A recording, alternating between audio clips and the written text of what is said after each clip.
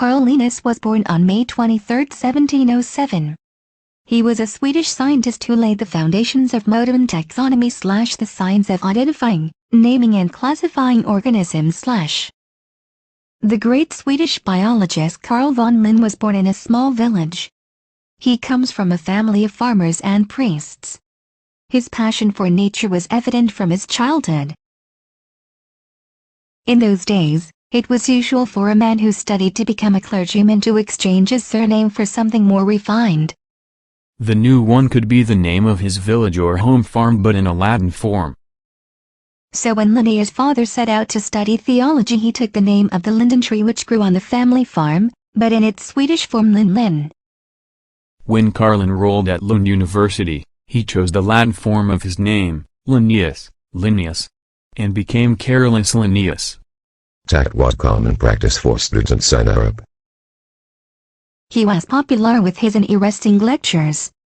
He constantly asked his students to bring various specimens to Stoyanova, but they gained in popularity in Oslo with his nature trips. Storygåstitten on such a trip, hemmet a donkey. To bet its teeth off him, and if I knew how many teeth of Risingle species, I could sort them into groups. In 1732 Linnaeus was awarded funding for a long-planned journey to Lapland. In the harsh northern land he traveled about 2,000 kilometers. He discovered over 100 species of plants known to science, collected samples of minerals, observed about birds.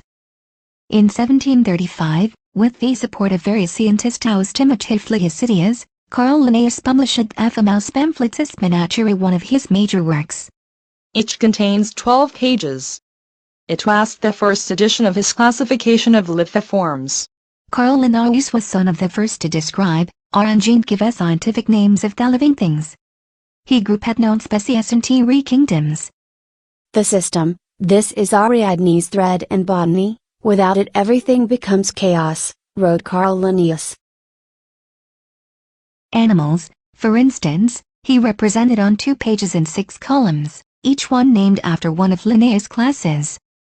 Besides these 6 classes, Linnaeus set off half a column for the so-called paradoxes, which included mythical animals like the unicorn, the griffin, the phoenix, the dragon, etc.